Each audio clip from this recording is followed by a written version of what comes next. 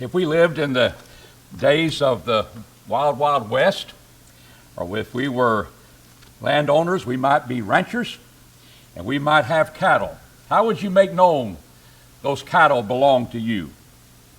We'd probably put a brand on them. Today we might put a tag on their ear. But there'll be a distinctive brand upon the cattle that belong to you. Wonder if you came into a city, you're heading for Kansas City, and you're to take them from Fort Worth, Texas, or down here in Houston, and you're going to take that cattle up there to be slaughtered. So you get to pay, and that's how you did your work. Wonder if they all came in one corral. How would you distinguish between your cattle and that guy's cattle and that lady's cattle? How would you distinguish between them that have a distinctive brand upon them? And we'd be able to gather them up and say, this belongs to me, that belongs to that person, that belongs to the other person. Well, in the days of Jesus, they weren't involved taking cattle to market, but they were tending sheep. And Jesus tells a parable that's very short and one that would fit with their times. Wonder if they were out in the fields, they could build rocks around a place and they could lay before the gate, the shepherd would, to get some sleep, but he'll be on watch. But wonder if you're in a town. Wonder if that fella had sheep and this other fella had sheep. And you'd bring them together. How would you know how to distinguish them? Well, listen to the parable that John read so very well for us. But we come back to them because we realize there's the door of the sheep. There's a porter there that knows the shepherds and knows the shepherd that would come there. But he said, here's the door of the sheep, and the porter is standing guard. And here's the sheepfold. And it may be in a community, there may be more sheep there that belong to different people. But if you went over the wall, that's what people did. They wanted, they're just thieves and robbers. They didn't care for the sheep. They just cared for getting them, and they didn't belong to them. And so he speaks about that in John the 10th chapter, in the first few verses. But then he speaks about the porter of the door, that he lets the shepherd in. The shepherd comes in the right way. And he speaks then about hearing the voice of the shepherd. Hearing the voice, knowing the voice, and following the shepherd. Let's get the picture of what we're looking at, of knowing the voice and hearing the voice.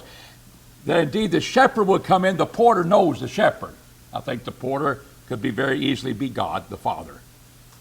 But the porter knows the shepherd enters the right way, and he calls them by name. And they hear his voice. And he brings them out of the fold. And then he starts leading them. And he leads them. They're not going to listen to the voice of a stranger. They're going to listen to the voice of the shepherd. And he specifies in those short 6 verses, he specifies they hear the voice, they know the voice, and they won't follow strangers. And when Jesus ended that parable, they didn't understand what he said. That's kind of tough when you give an illustration and nobody understands what you're trying to say. That happened to Jesus. And yet we can understand it. And we begin to realize, well, what is about that parable? What are we talking about there? Well, he distinguishes the shepherd from the thief. And he speaks of the door of the sheep. And one of the 2 things he says about that, the porter knows who the shepherd is. And he opens that door to the shepherd. Shepherd is now inside there. And also the sheep hear the shepherd's voice. He calls them by name, and he leads them out of the fold. So we're not in the field. We've been in the sheepfold where protection is. But that voice still, it's not a brand on them. That voice is still the one that distinguishes them. He called them by name. And they come out, and he stands before them, and he leads them out. He leads them out. And what we begin to realize, the shepherd goes before them, and the sheep follow. Why? Because they know his voice. And when we look at that particular parable, begin to realize that was in the setting where they might be. Not just one fold and sheep of just one fold there. They may be mixed together. But the point is, the porter knows the shepherd, and the shepherd knows the sheep, and the sheep knows the shepherd. Why? They don't have a brand on them. They don't have a clip in their ear. But with their ears they hear. They know the voice of the shepherd. That's the parable. But they didn't understand the application of it. And Jesus goes on to try to explain it further.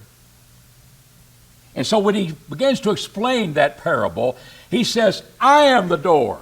I am the door. He didn't say he was the porter, but I am the door.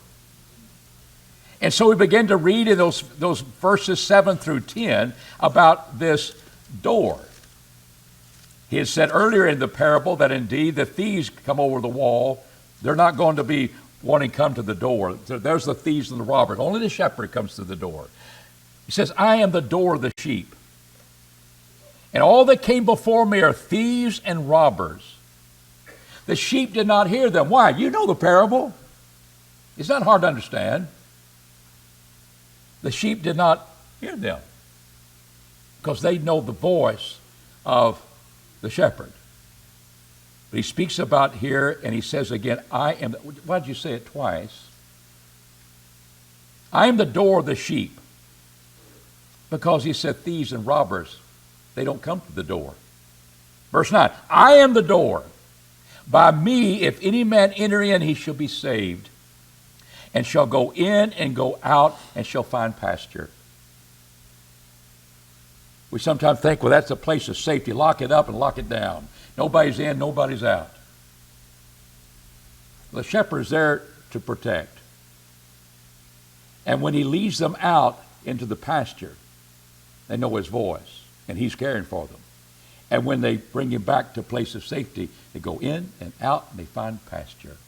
They're saved. But Jesus is that entryway, is he not? Isn't that what we're looking at? So the two things about the door is the fact that indeed the sheep are heeding the voice of the shepherd that calls them by name. He enters in the right way, not as the thieves and the robbers who jump over and try to grab them. But they hear his voice. They hear his word. And when you think about heeding the voice, remember Peter, when they were under another idea of partaking, like eating the flesh and the blood of Jesus? In John the 6th chapter, he's the bread of life, and they're eating him. Well, is that literally so? No, they need to hear his voice. And Peter said, to whom shall we go, Lord? Well, he said, Lord, we're leaving him. Many of his followers are leaving him. Is that going to happen to you, Peter and the apostles? To whom shall we go? Listen to what he listens to. Thou only hast the word of life. We can't go anywhere else. No one else has that. The sheep hear his voice. He gives them life. And what John 14 and verse 6 is, I'm the door, I am the way. You enter in by my way. You'll be safe and you'll go in and out with pasture. Jesus says, I am the way, the truth, and the life. And no one goeth to the Father but by me. So heeding his voice, he has the words of life. He's the entryway into life where we're protected from the evil one. He's speaking about you and me. He's speaking about you and me following the shepherd. But now he changes. He's not only the door, he's the good shepherd. Did you know there's people that look at that and say, that's a contradiction in the Bible. That doesn't make sense. Either you're the door or you're the shepherd. Stay with your illustration. Stay with your parable. He does. All he meant about that door is that was the entryway to safety. And you heeded my voice, you're going to be there and you'll be protected. And that is the way to life. where you can go in and out of that sheepfold protected, have pasture, and go back in for safety. But he says, I am the good shepherd. And again, he says it twice here in this section, just like he does the door. Verse 11, I am the good shepherd. What does the good shepherd do? First of all, he lays down his life for the sheep. He that is a hireling is not a shepherd. So we got that picture of a thief and a robber, a hireling now. You just hired him. His heart's not in it. And you know why you know that? Because when the wolf comes, when there's going to be danger, especially if there's a wolf out there, he's running. He's not going to take care of his sheep. I am the good shepherd. I will lay down my life for the sheep. Contrast. He that is a hireling and not a shepherd, whose own the sheep are not, beholdeth the wolf cometh and leaveth the sheep and fleeth, and the wolf snatcheth them and scattereth them. Because he is a hireling and careth not for his sheep. That's the problem that's allowing that to happen. I am the good shepherd. Why did you say it again? Because I got something else to stress that you need to hear. I lay down my life for the sheep. He's just a hireling. He's not the shepherd. But he's watching till it gets difficult. I'm the good shepherd, verse 14. I know my own, and my own know me. Oh, they hear his voice. He calls them by name, and he knows them. He says, even as the Father knoweth me, and I know the Father, and I lay down my life for the sheep. But he says, those sheep I have which are not of this fold, which I must bring, and they shall hear my voice, and they shall become one flock and one shepherd. Therefore, verse 17, doth the Father love me? So the Father knows me, I love him. And the Father knows me, and I know him, and then he loves me because I laid down my life that I might take it again. No one taketh from me, but I lay it down myself. I have the power to lay it down. I have the power to take it again. This commandment received I from my Father. That's why I think the porter in the parable could be God the Father. He's the one that knows the shepherd real well. But again, he's emphasizing the fact I am the door in that way, but I'm the good shepherd because I laid down my life, and that hireling doesn't do that. He flees. And then he stresses my relationship with the Father, knows me, I know him. The Father loves me because I'm giving up my life for my sheep, for the sheep. And I have the power to take it again. He's stressing how he's going to raise us all up. He's stressing how he's going to save us. And he's bearing down to try to, that same imagery of the parable in the first 6 verses, he stresses in these next few verses. But he stresses, I am the door and I am the good shepherd. Today I want to stress verse 16. Because in the midst of this, we're not going to be a mixture of flocks, are we? There's not going to be a lot of shepherds that come in and each flock knows the shepherd.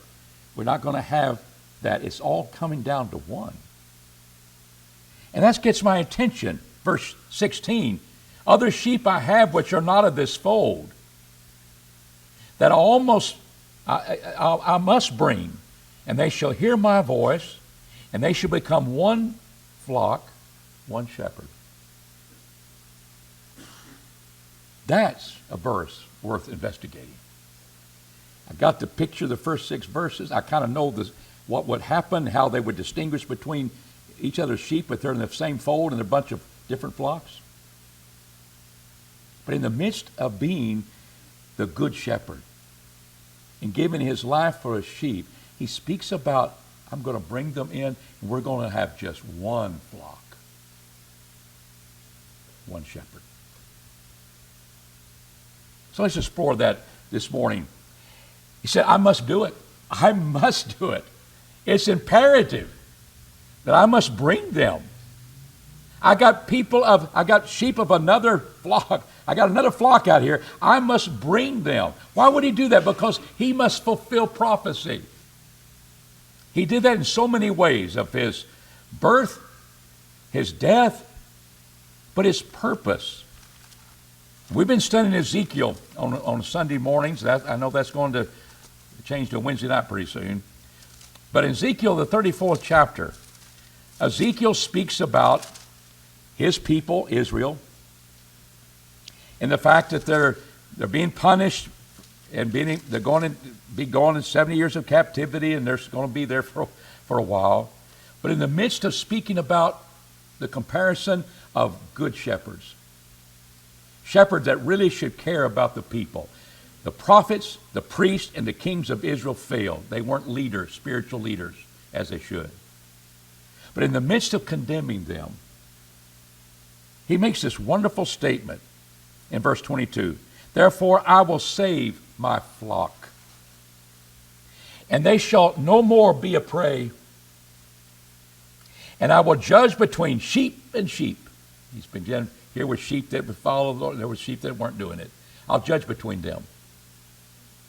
And I will set up one shepherd over them. He shall feed them. Even my servant David, he shall feed them. He shall be their shepherd. And I, Jehovah, will be their God, and my servant David, prince among them. I, Jehovah, have spoken it. When he says there's going to be one flock, there's going to be one shepherd. And Jesus says, I'm it. I must bring them. I must bring this other flock, and then we're going to be one flock together. Begin to, well, how's that going to be? Well, David is stressed here not only as he was a shepherd. When he was called to be king, he was out there looking after the sheep. Jesus was of the lineage of David. Did you ask who would be your parents? Did you ask who would be in your lineage? And we pride ourselves. I know my family. I just looking at papers of my mom's, and we were connected with the people in the Mayflower. How about you? That might not be a compliment, but that's history. We trace it on back. And we pray, well, I didn't determine that. What do you think I did? Jesus, he was born. He was in the city of David. There's a king that's born, Jesus, the Savior. He was of the lineage of David. And when the gospel was first preached in Acts 2, he's sitting on the throne of David after Jesus was resurrected and ascended to heaven. That prophecy of fulfilling the lineage of David, but sitting on the throne that will last forever, Jesus fulfilled that. In the midst of speaking about his kingship in the lineage of David, he said, I'm the shepherd, and I got a flock. I must bring them. That was God's plan. We got to realize, who all is that? Who all is that? It's mandatory, and Jesus fulfills something. And he is that good shepherd.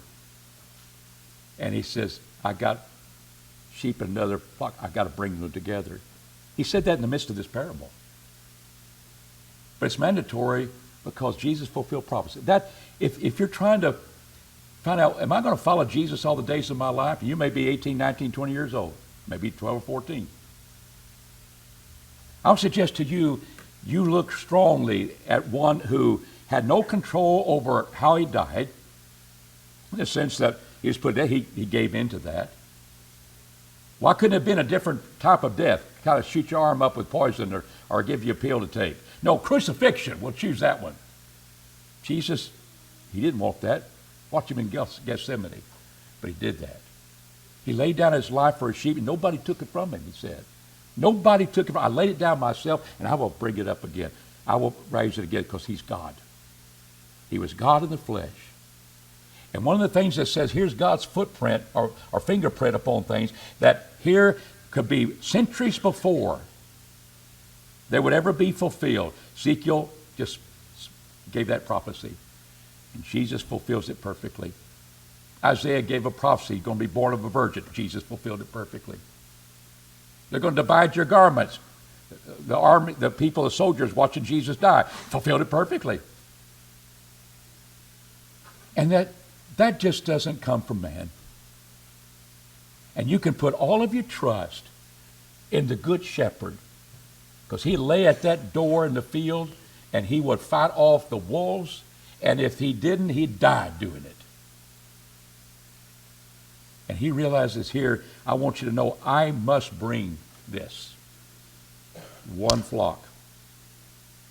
There's only going to be one shepherd. Secondly, they shall hear my voice.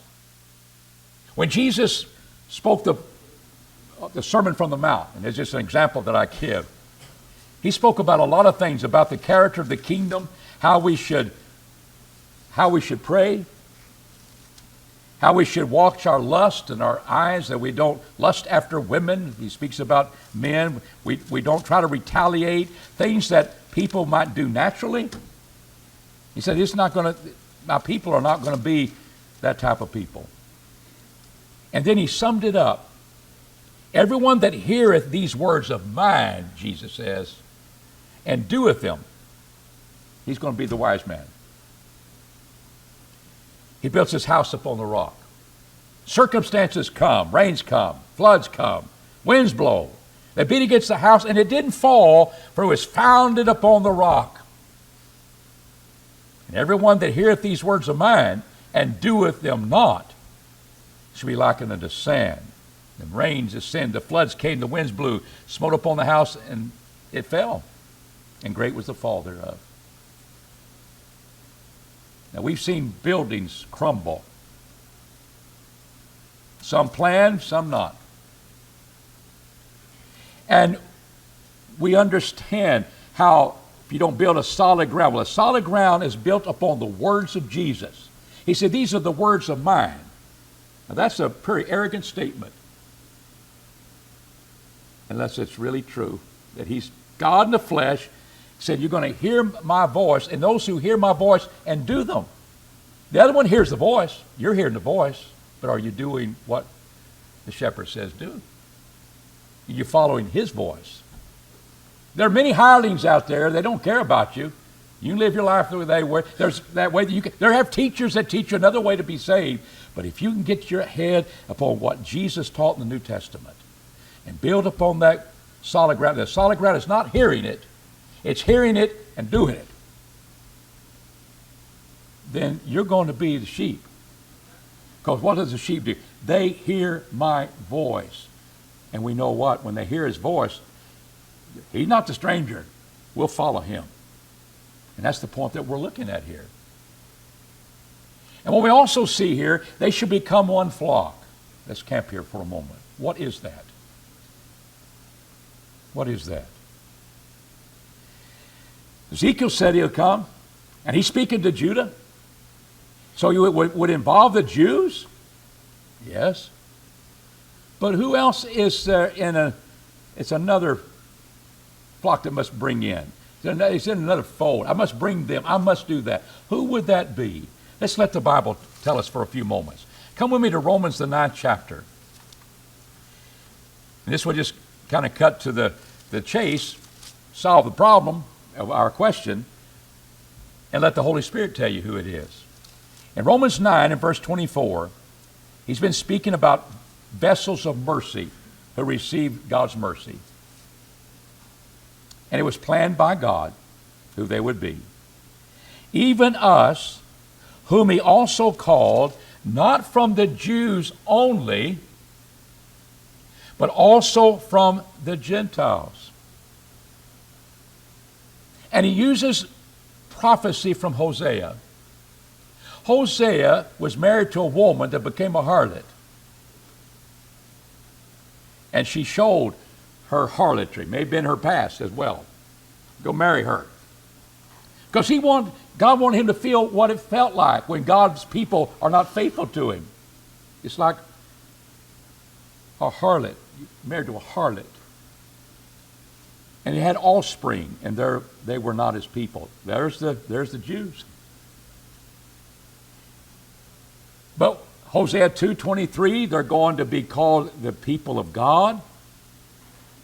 Hosea 1 and verse 10, and also Hosea 2 and verse 23, the people of God, but Hosea 2:23 speaks about the fact of calling him God, following after him. But they were once not people of God because they disobeyed God. But who did that include? Paul says they include the Gentiles now.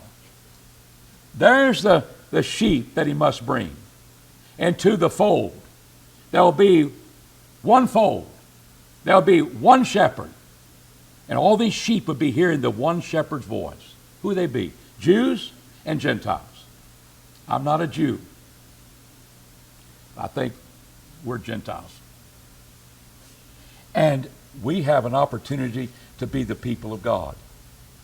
And what Peter says in 1 Peter 2 and verse 10 is right to the point, because he's speaking now about Christians. They could be Jews or they could be Gentiles, but they could be one fold because they're following one shepherd. He says, ye are an elect race, a royal priesthood, a holy nation. Here he's speaking to Christians. And yet here was a characteristic of God's people, the Jews in the Old Testament. They had their priesthood, but they served God. But you are a royal priesthood. You belong to a king. Yeah, King David. Jesus, the good shepherd. And a people for God's own possession, that you may show forth the excellencies of him who called you out of darkness into his marvelous light. And here's the point. Whom in time past were no people, but now are the people of God, who had not obtained mercy, Hosea 2:23, but now have obtained mercy, Romans 9, vessels of mercy. And that included the Gentiles. I've got the Jews. I'm leading you forth. You need to follow my voice. But I've got a whole lot of other sheep somewhere else that I need to bring into the fold. One fold, one shepherd, all connected with hearing his voice and enjoying the mercies of God. And so that sheep of another fold is the Gentiles. And we have one shepherd.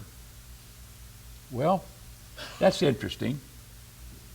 But let's put it in the context of John 10. And in the points that John makes at the end of the book of John. This is a great book if you want to be a believer. Gospel of John. Not many miracles there, but the miracles that are there are for a purpose. And what does John say at the close of his book? Many other signs did Jesus do in the presence of the disciples that are not written in this book. But we're in the midst of one in John 10. But these are written that you may believe that Jesus is the Christ, the Son of God, and that believing you may have life in his name.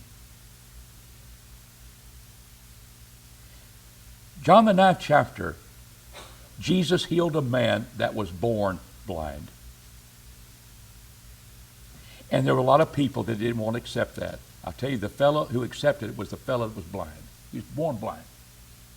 Never been able to see before. And Jesus miraculously healed him. You know what happened to him? He was kicked out of the fellowship of the Jews. His mother and father feared being that. He said, you ask him, he's of age, he'll tell you who this was that healed him. And let him bear the burden of that. And here's what Jesus did. Talk about a shepherd. Verse 35 of John 9. Jesus heard that he had been cast out. And finding him, he said, dost thou believe on the Son of God? And he answered and said, who is he, Lord, that I may believe on him? Jesus said to him, thou hast seen him, and he it is that speaketh unto thee. It's me, Jesus says. And he worshiped him. I believe and worshiped him. You don't worship a man, you worship God. Only God could have done what he did to me.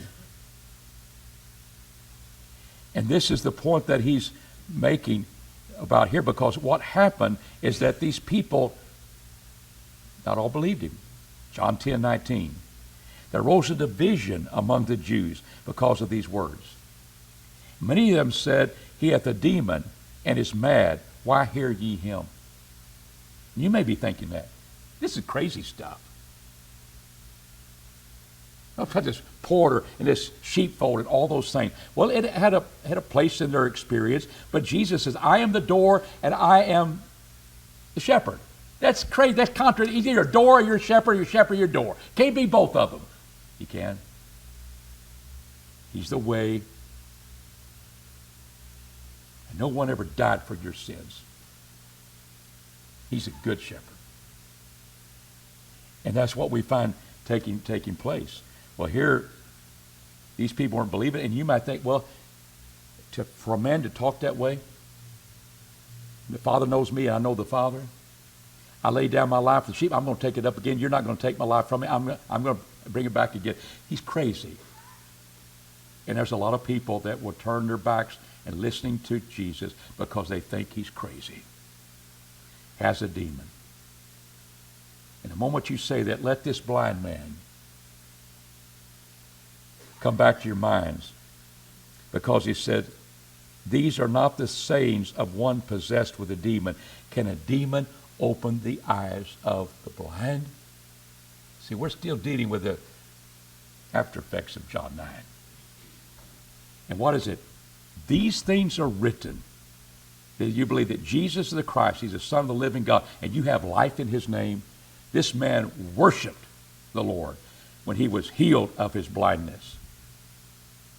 And what we see in John 9, in verse 31 through 33, we know that God heareth not sinners, but if any man be a worshiper of God and doeth his will, him he heareth. Since the world began, it never was heard one that opened the eyes of the blind, had been born blind. No one has done that. If this man were not from God, he could do nothing. He was fixed in his belief of who Jesus was.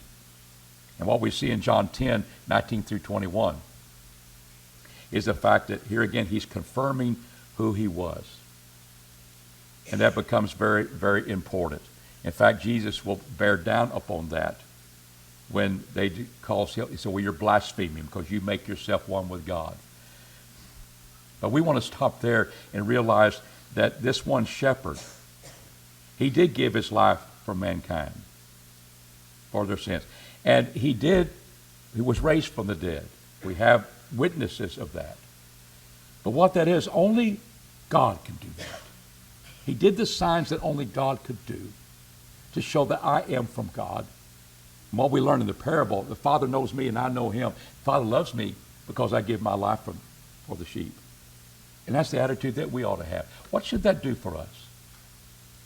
If Jesus only died for the Jews, that would be wonderful for the Jewish people. And that would be the rabbi indeed, and follow the Jewish tradition. But see, the good news is that Jesus died for all mankind. And here's the porter in our parable, in Jesus' parable, who knows the shepherd. And now there's only one. And he's known him and had that relationship with him in eternity. But he knows him. And what did God say in John 3:16? We put it on our screens and television and football games, or used to anyway. God so loved the Jews, he did. God so loved the world that he gave his only begotten Son. By the way, Jesus laid down his life. He gave his only begotten Son, and whosoever believe on him should not perish. Entryway into life. Should not perish, but have everlasting life. And that news is for the world. Wherever you go, whether it's local here or across the ponds or in parts of the world, you know Jesus is the one shepherd for those people too. And it opens our hearts to preach to the Jews and the Gentiles. And so when Paul says, I'm not ashamed of the gospel, in Romans 1:16 and 17, why are you not ashamed of the gospel? For it's the power of God is salvation, to the Jew first, and also to the Greek. They come together, one fold, one shepherd. The good news of the gospel is for all mankind. It ought to make us energetic I have somebody that probably needs the gospel, and Jesus died for everybody. He died for kings, he died for paupers, he died for people that you might think would never come to the knowledge of the truth of the gospel, but you keep spreading that seed because we have one fold to come to now, and what identifies us in one fold is that we hear the voice of Jesus. I got to let them hear that voice and be able to show them Jesus confirmed it when he's even talking about the one shepherd. He confirmed his place with miracles. Only God could do that because it makes us realize it's confirmed. He is the shepherd. He is the shepherd of the sheep, and he's not a hireling. He's not just a rabbi. He's a son of God. So I think when in the midst of being the good shepherd, he speaks about the idea of we've got to have one fold and one shepherd. He's letting us know what we enjoy now. Now tonight, we're going to talk about abundant living. Because in the midst of talking about the door, he's talking about life, having it abundantly. What does that mean? I hope you'll join us this evening for that study. If you are not a Christian, you haven't heeded his voice, obeying him, Jesus said, he that believeth and is baptized shall be saved. Pretty clear statement. If you don't believe, you're going to be lost. But he that believeth and is baptized, believe his word, who he is, be identified with his death by being baptized into his death. And because your belief that he died for me and he was raised for my justification, there's his resurrection, then I can walk in newness of life. Have you ever done that? Everything's prepared for you. We just need a heart that says, I'm going to heed the voice of Jesus. I'm going to do what he says. And I'll follow him all the days of my life. And he'll take me out to pasture. He'll bring me into a place of safety. Come what may. It's not going to beat my house down because I hear him and do what he says. If you're willing to turn your life over, you'll never regret that. Obey the shepherd as we stand and as we sing.